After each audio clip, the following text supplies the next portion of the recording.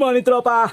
For today's video mga tropa, meron tayong gagawing project na kung saan yung tindahan natin gagawin nating office ng mga binibenta ni Tonton. Ang kalat na kasi dito sa bahay dahil sobrang dami na yung mga laruan natin. Ito, papakita ko sa inyo. So, ito yung mga laruan dito sa bahay. Ayan.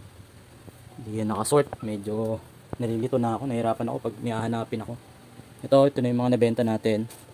So iba kasi iniipon niya para tipid sa shipping, which is naintindihan ko naman. Yan din, mga bayad na yan. So mga bayad na yan. So ito yung mga binibenta natin. Bukod pa yung nandun sa tindahan. Tara, samahan nyo. So ito pa yung mga ibang laruan natin. Yan. Kita nyo naman, makalat. Pag may hinahanap ako, hindi ko talaga siya agad nahahanap. Yung pusa natin naiyak.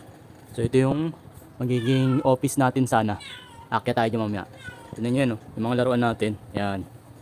Hindi ko pa nga napopost yan sa mga binibenta ni Tonton. Yan din tayo dito. Yan. Yan. Yan pa. Yun pa. Yun pa, napakarami na nating laruan mga tropa. So yung gusto ko sana mangyari, magla-live na tayo, live selling. Tapos yung background natin, yung mga laruan talaga.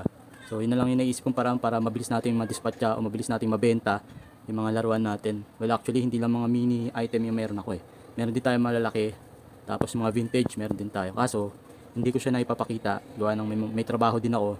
Tapos at the same time, yun nga, wala tayong specific na lugar para i-display o para i-live.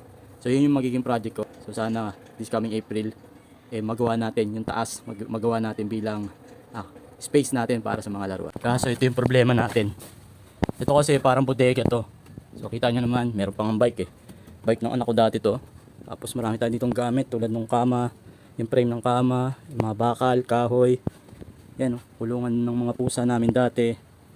Napakarami. Tapos nandito pa yung ibang laruan natin. Bukod dun sa baba, meron pa tayo ditong laruan. Yan, mga laruan yan. Yan yung mga sinasabi ko ng mga vintage. At the same time, yung mga collection ko, gusto ko sana naka-display. So, ang bala kong mangyari, ang project natin, yan, lalagyan natin dyan ng mga shelf. Lalagyan natin ng mga shelf para lahat ng laruan natin naka-display. Kaso lang mga tropa, hindi ko alam kung paano ko sisimulan.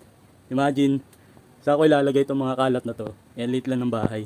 Siguro, ang gagawin ko una, bebenta natin yung pwedeng pakinabangan tulad nitong bike. Baka pwede natin benta itong bike, itong bakal, baka pwede natin i-post to sa labas.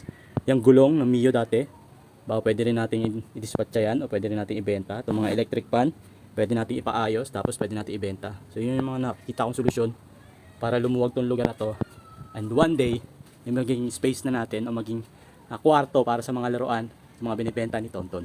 Itong bike kaya, magkano natin mabibenta to? Medyo maliit na to Baka kung sakali bibilang ko na yung anak ko na mas malaking bike. Tapos yun yung gulong ng Mio ni Mrs.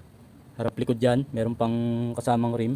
Pakibenta din natin. Tapos yan, frame ng kama. Hindi na kasi kasya sa kwarto. Itong electric pan, nasunog na to. Hindi ko lang kung mapapagawa pa. Itong electric pan na to, papagawa natin yan para mabenta natin yan, mga electric pan. So sana yung mga kalat na yan, yan muna unahin natin maging pera. Diba? Yung mga kalat na yan, gagawin natin pera. Para yun yung pambibili natin ng mga palutsina. Para gagawa nating shelf dito. So ako lahat ng gagawa nun. Since marunong naman ako magkarpintero, siguro ako nang gagawa nito. Paunti-unti. Ang mahalaga, maibenta muna natin itong mga kalat dito, gawin natin pera. Hindi natin basta itatapon. Kasi tatandaan nyo mga tropa, may pera sa basura. So yun lang yung update natin ngayon. Sisimulan natin yung project natin sa rest day ko. So yun yung gagawin natin at pagkakaabalahan. Itong kwarto na to, na kung saan bodega, gagawin nating office ng mga binibenta ni Tonton. Hanggang sa susunod tropa, buti pa si Tonton. Peace. Bye bye.